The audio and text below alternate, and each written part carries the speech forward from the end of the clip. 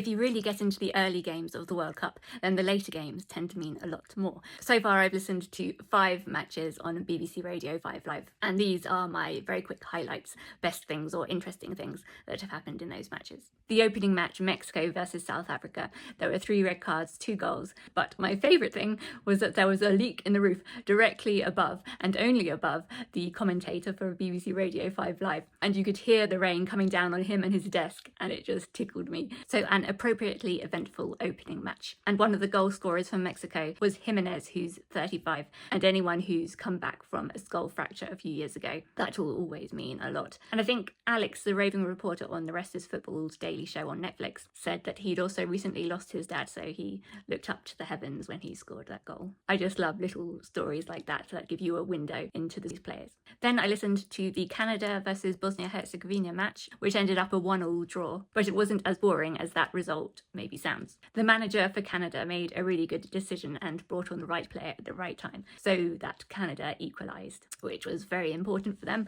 to not lose their first match, especially as they are co-hosts. And one of the commentators was Canadian and had played in the Canadian team, so that connected me more with it, and some bits were quite emotional for him. And they mentioned that Ryan Reynolds was there.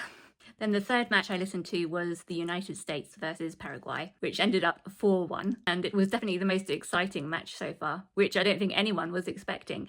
Everyone beforehand had been making fun of Americans who had been saying, oh, we're going to win the World Cup. And although, no, they're very unlikely to win the World Cup, they were a lot more impressive than anyone was expecting, and their fluidity and movement was exciting and dynamic. And it's always great when you get a lot of goals in a match. Gary Lineker had been especially disparaging of the USA's chances in this World Cup.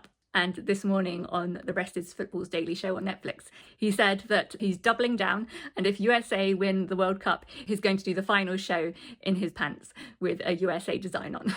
The fourth match I listened to was Brazil versus Morocco 1-1. Going into this, we knew that these teams were going to be more evenly matched and much higher ranked, so they're 6th and 7th ranked in the world, I think. So I suspected that it was going to be a more cagey match where neither side would dominate. They're definitely not the Brazil of old. But the first half was good. Morocco had the upper hand at first, and then Brazil, but in the second half it dwindled a lot, and the commentators said the play was laboured and they didn't have much legs in, and they suggested that that was maybe because of the heat, but it fizzled out a bit until stoppage time when there was a big chance, but Alisson saved the goal, even though it bounced a bit funny. So there was a little bit of excitement right at the end. Then the fifth match I listened to was Scotland versus Haiti. They got their win, but it wasn't the best match. Got very nervy towards the end, and they were quite lucky to hang on to that 1-0 win. What have been your highlights so far of the World Cup in these very early stages?